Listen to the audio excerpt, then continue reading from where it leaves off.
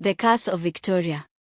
Victoria lived in a quiet town in America, surrounded by green hills and clear blue skies. She was a beautiful woman with long blonde hair and sparkling green eyes. Everyone in the town admired her for her kind heart and warm smile. But Victoria carried a dark secret that she could not share with anyone. Years ago, when Victoria was just a young woman, she had gone hiking in the mountains near her home. She stumbled upon an ancient stone temple hidden in the forest. The temple was old and broken, with vines growing all over it. Inside, she saw a glowing statue of a god she had never seen before. Curious, she touched the statue. Suddenly, the ground shook, and a deep voice echoed through the air. "Foolish human," the voice roared. "You dare to touch what is sacred. For this, you will bear a curse. Any man who shares your love will lose his heart forever." Victoria screamed in fear, but it was too late. The curse was placed, and the voice disappeared into the air. From that day on, Victoria's life changed forever. The first tragedy. Victoria tried to forget about the curse, thinking it was just her imagination. She met a kind man named Duncan, who was a farmer. Duncan had a soft smile and worked hard every day in the fields. He loved Victoria deeply and promised to take care of her forever. After months of courtship, they got married. It was a small wedding in the backyard of Duncan's farm. Everyone in the town came to celebrate. Victoria felt happy for the first time in years, thinking maybe the curse wasn't real.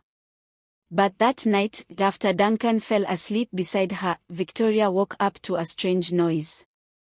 She turned to Duncan and saw him gasping for air, clutching his chest. Before she could do anything, Duncan's chest began to glow.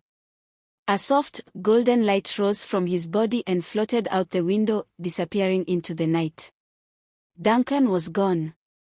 His heart had been taken away. Victoria cried for days, blaming herself.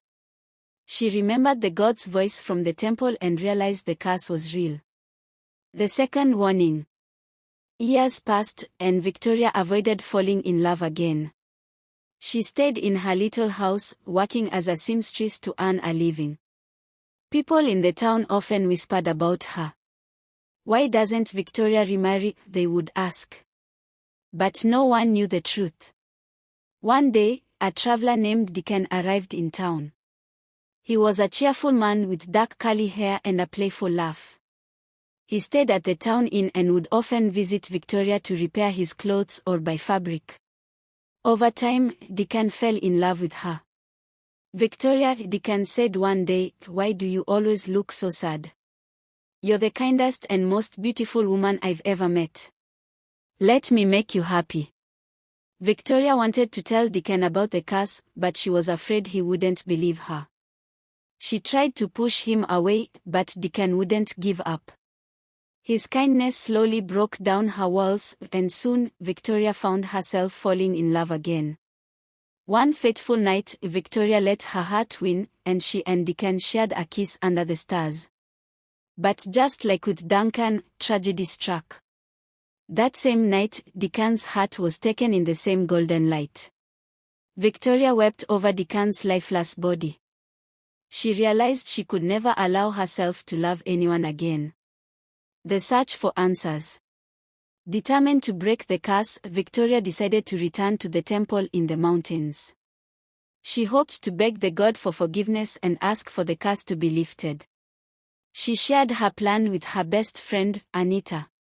Anita was a brave and adventurous woman who always stood by Victoria's side. "You can't do this alone," Anita said. "I'm coming with you."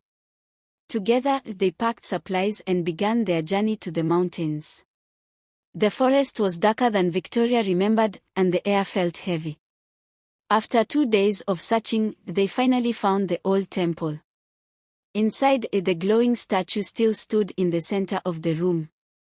Victoria and Anita knelt before it and cried out, "Please, great God. Show yourself. I beg you to lift this curse." The air grew cold, and the deep voice echoed again. Why should I forgive you, mortal? You touched what was sacred without permission. Now you must live with the consequences. Tears streamed down Victoria's face as she replied, I didn't know it was sacred. I was young and curious. Please, I have suffered enough. Let me make things right. The voice paused, as if thinking. Then it said, there is a way to break the curse, but it will not be easy. You must prove that your love is selfless and pure. If you succeed, the curse will end. If you fail, you will be cursed forever. The final test. The god gave Victoria one final challenge. She was told to find a rare flower called the heart's bloom, which only grew in a dangerous part of the forest. The flower had the power to heal broken hearts, but it was guarded by a fierce creature known as the shadow beast. Victoria and Anita ventured deep into the forest, facing wild animals, steep cliffs, and cold nights. Finally, they reached the place where the heart's bloom grew. It was a small clearing filled with glowing flowers, and in the center stood the largest flower of all. Its petals shimmered like gold. But before they could pick it, the shadow beast appeared. It was a massive creature with glowing red eyes and sharp claws. It roared, shaking the ground beneath their feet. Run, Anita! Victoria shouted. I'll distract it. No! Anita cried. We are in this together. The two friends fought bravely, using sticks and stones to keep the beast away.